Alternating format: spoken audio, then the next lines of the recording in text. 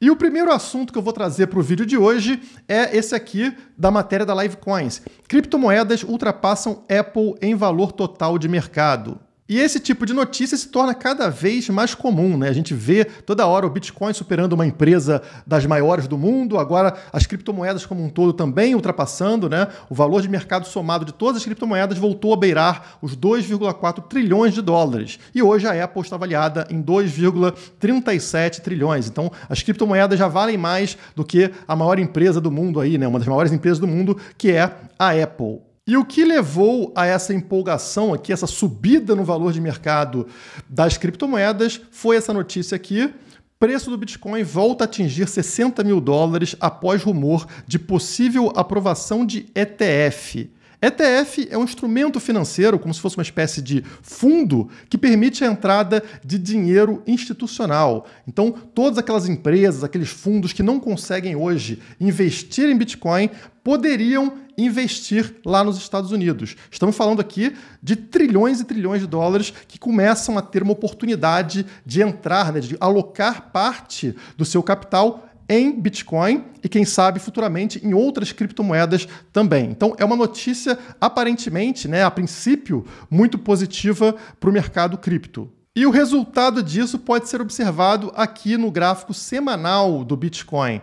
Eu tinha colocado para vocês, lembra, uma resistência que eu falei que seria a maior de todas, marcada nessa região cinza, nesse caixote cinza aqui, porque por várias semanas vocês podem notar que o preço não consegue romper essa região, então são várias e várias semanas presos aqui, e aí a gente observa agora, justamente nessa primeira semana que a gente testou mais uma vez a resistência, ela foi rompida. O Bitcoin supera os 60 mil dólares no momento, né? E está aqui em 62.250. Surreal a valorização do Bitcoin, a empolgação do mercado nesse momento, e fechando a semana assim, né? Acima da resistência dos 60 mil dólares, para mim, não tem mais volta, tá? Buscaremos uma nova alta histórica, acima lá dos 65 mil dólares que a gente atingiu anteriormente. E se eu te ajudei de alguma forma, te perturbando aqui para comprar Bitcoin ao longo de todos os últimos meses, eu não quero doação. A forma que você tem para me ajudar e se ajudar é assinando a Criptomaníacos. O link para os nossos serviços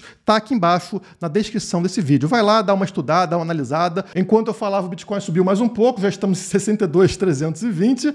E aqui eu tenho o gráfico diário. Eu ia colocar esse gráfico aqui antes do Bitcoin dar a disparada, né? Porque ele mostra aqui várias escadinhas coloridas que marcavam a minha posição. Qual era a minha posição? Bom, enquanto o Bitcoin ficasse dentro deste corredor entre as linhas verdes, né, nós tínhamos uma resistência nos 57.500 e um suporte nos 53.800. Enquanto ele ficasse batendo aqui, eu estava tranquilo, tá? Não faria absolutamente nada. Se ele rompesse essa segunda linha verde dos 53.800 e caísse aqui para essa região amarela, né, onde eu tenho um suporte nos 51 mil dólares e um outro suporte nos 46.900, o amarelo significa alerta. Eu ia ficar com o pezinho um pouco no freio, meio preocupado, acompanhando atentamente o mercado. Rompeu os 46.900 para baixo, chegando nesses suportes vermelhos, né, o primeiro no 44.444 e o segundo nos 40 mil dólares, aí sim eu começaria a virar, né, começar a olhar mais para baixo do que para cima, talvez até vendendo parte dos meus bitcoins. Por sorte, nada disso foi necessário, porque o Bitcoin rompeu a resistência dos 57.492 aqui e disparou completamente, absurdamente, como seria esperado, né, até a região aqui dos 62.300. E se eu tirar um pouco o zoom, vocês vão notar que ele está praticamente batendo na alta histórica. A alta histórica é aqui, nos 65 mil dólares, né? Ele foi só rapidinho ali, voltou. E agora estamos muito próximos disso. E tudo leva a crer que a gente vai fazer o rompimento da alta histórica dentro dos próximos dias. Não achem que o Bitcoin vai somente subir ao longo desse processo. Ele vai ter disparadas absurdas, como está acontecendo no dia de hoje, né? A gente está vendo aí uma subida de 8,6% e também vai ter quedas fortes ao longo desse processo. Não se assustem, esse é o padrão do Bitcoin. Ele anda dessa forma mesmo, né? Sobe muito forte, tem correções muito fortes, mas a tendência é sempre a mesma. A tendência é sempre de subida no médio e longo prazo. E para mim, mantendo essa configuração, ou seja, fechando o dia acima dos 60 mil dólares e principalmente fechando a semana acima dos 60 mil dólares, o que vai acontecer é o Bitcoin subir até uma região ali dos 70 até 75 mil dólares para só então sofrer alguma correção mais forte, talvez retornando para essa região aqui dos 65 até os 60 mil dólares. Tá? Então tem bastante caminho para ele trilhar até ter uma correção um pouquinho mais forte. A não ser que saia uma notícia muito negativa, sei lá, o ETF que é tão esperado não foi aprovado, e aí as pessoas podem começar a vender no desespero, como acontece várias vezes, né? E aí a gente vai ver uma correção antes do previsto. Já passando para Ethereum, vocês percebem que o que eu estava prevendo aqui está muito próximo de acontecer, que seria a formação xícara com alça. Então, a Ethereum fez essa formação, né? Teve uma queda de preço desde a sua alta histórica, encontrando a linha de tendência amarela aqui embaixo, aí voltou a subir, depois de encostar nesse mesmo topo aqui em cima, voltou a cair, voltou para a linha de tendência e agora está subindo para mais uma vez buscar o topo histórico. Um rompimento desta linha branca aqui dos 3.950 configuraria a xícara com alça e a partir daí teremos aquela expectativa de alta muito forte da Ethereum, porque esta altura que vocês estão vendo aqui, né, nós jogaríamos para cima. Então a Ethereum teria uma subida muito forte, como eu mostrei para vocês em vídeos anteriores. Mas eu quero voltar ao assunto para o Bitcoin, porque a expectativa é para um ETF de Bitcoin nos Estados Unidos. E existem coisas estranhas, né? Se esse ETF ainda não foi aprovado, por que está havendo essa força toda de subida de preço do Bitcoin antes da aprovação? Vocês sabem que existem informações privilegiadas dentro de qualquer governo. Isso é um absurdo, obviamente, né? Porque eles usam do poder e do controle que eles têm para manipular o mercado ou para entrar no mercado antes de você, se eles sabem que vai sair uma notícia positiva. Então, abrindo aqui o Twitter, a gente tem a postagem do Ki Yong-ju, que é o CEO da casa de análises CryptoQuant, e ele falou sobre isso, né? Sobre informação de bastidores ali dentro, porque coisas estranhas vêm acontecendo. Ele fala, ponto 1, 1,6 bilhões de Bitcoin foram comprados em somente 5 minutos. Depois, ponto 2, 186 bilhões de Bitcoins foram movidos na rede e não dentro de exchanges, não foi dentro de corretora, e sim dentro de mesas de OTC, que são compras feitas no mercado de balcão, né? Feitas por fora ali da tela que você enxerga na sua corretora.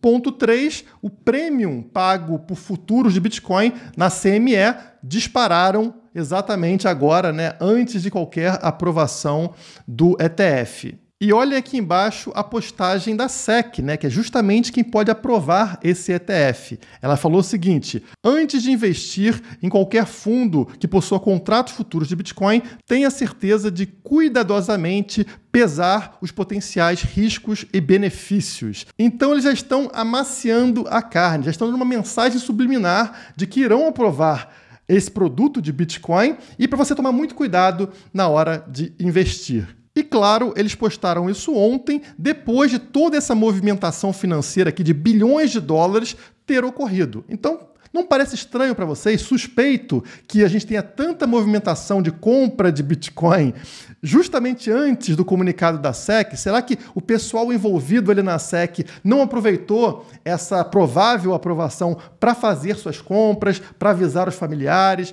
usar essa informação privilegiada para enriquecer? É assim que funciona o Estado. Mas o que a gente quer saber é quais são as implicações de uma aprovação de um ETF de Bitcoin nos Estados Unidos. Isso é positivo? Isso é negativo para o preço do Bitcoin?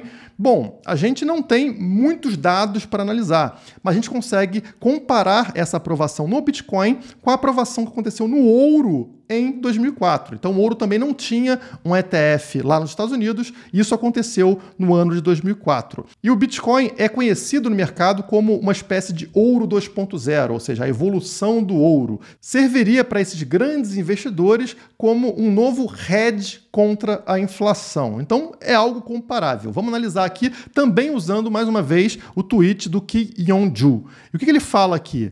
O valor de mercado do ouro antes do ETF, em 2004, era de quanto? 1 trilhão de dólares. Exatamente o mesmo valor de mercado do Bitcoin atualmente. O Bitcoin também vale $1 trilhão antes da aprovação do seu ETF. E o que aconteceu com o valor do ouro após a aprovação do seu ETF? Atualmente, o valor do ouro está em $11 trilhões. Isso mesmo, multiplicou por mais de 10 vezes o valor de mercado do ouro. Se a demanda de 10 trilhões veio de um hedge de inflação, não de uso industrial do ouro, esse ano vai ser interessante para o Bitcoin.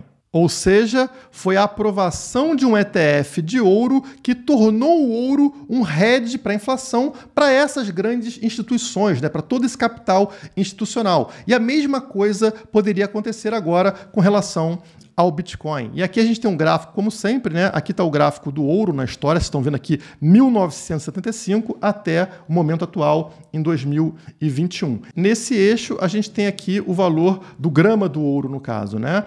E aqui, nesse momento, foi o momento exato da aprovação de um ETF de ouro nos Estados Unidos, né? Na Bolsa de New York, como vocês estão vendo aqui.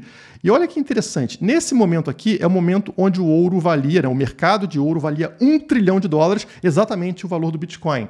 A partir da aprovação desse ETF, olha o que acontece com o valor de mercado do ouro. Dispara absurdamente e nesse momento que a gente está aqui já vale $11 trilhões, tá? Uma subida absurda, provavelmente devido a essa entrada de capital institucional tentando se proteger da inflação. Então, todos os fundos ali, todas as empresas alocam um percentual do seu capital em ouro para servir nessa espécie de hedge. E nós sabemos que o Bitcoin faz esse papel muito melhor no mundo digital que a gente vive do que o ouro. Então a tendência, como a gente já está vendo há algum tempo, é esse pessoal migrar esse seu hedge do ouro para dentro do Bitcoin. Ou então até colocar junto, né? Ter ouro e também ter Bitcoin, mas gerando uma entrada, um fluxo de dinheiro com esse potencial que vocês estão vendo aí na tela.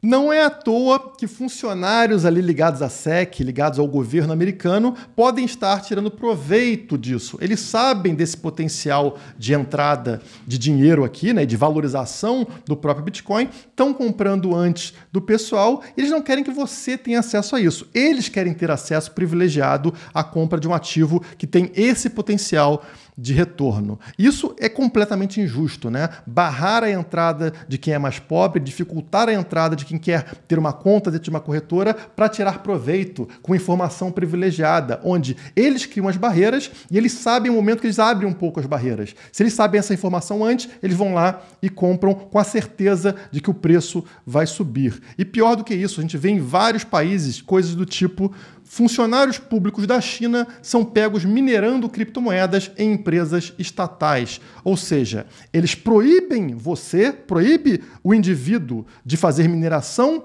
de criptomoedas, mas o funcionário público que te proibiu, ele faz. Ele vai lá, usa o recurso público, né, pago com seu dinheiro, obviamente, para minerar criptomoedas e ganhar dinheiro. Eles podem, você não.